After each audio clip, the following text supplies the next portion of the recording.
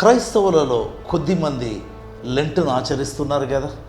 అయితే ఒక ప్రశ్న వేస్తున్నారు, ఎన్ని సంవత్సరాలుగా లెంటును మీరు ఆచరిస్తున్నారు? ఎన్ని సంవత్సరాలుగా దుఃఖ దినములు అనబడేవి మీరు ఆచరిస్తున్నారు? బైబిల్లో గమనిస్తే నెహెమ్యా గ్రంథం 1వ అధ్యాయం 4వ వచనములో ఈ మాటలు వినినప్పుడు నేను కూర్చుండి ఏడ్చి కొన్ని దినములు దుఃఖముతో ఉపవాసం ఉండి ఆకాశమందలి దేవుని ఎదుట విజ్ఞాపన చేసి తిని అని నెహెమ్యా అన్నాడు. నెహెమ్యా కొన్ని దినాలు దుఃఖముతో ఉపవాసం ఉండినాడంట. ఎందుకు? యెరూషలేము ప్రాకారము కూల్చబడింది, గుమ్మములు అగ్నితో కాల్చబడ్డాయి. నీళ్ళెంటులో దేని కొరకై దుఃఖపడుతున్నాం? బైబిల్లో గమనిస్తే ఎస్తేరు గ్రంథంలో ఎస్తేరు 3 దినాల ఉపవాసం అంటుంది తన కోసం.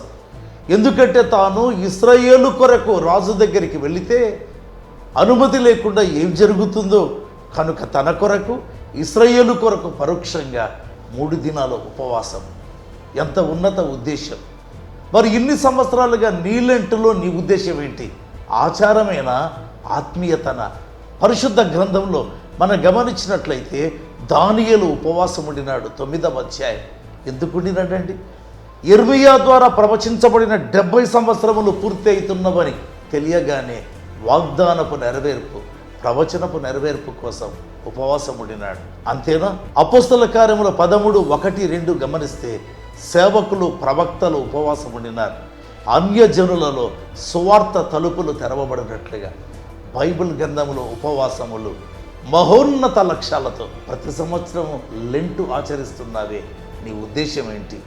ప్రభు ప్రశ్నిస్తున్నాడు. ఆత్మ పరిశీలన చేసుకోము. దేవుడు నిన్ను దీవించుగాక. ఆమేన్.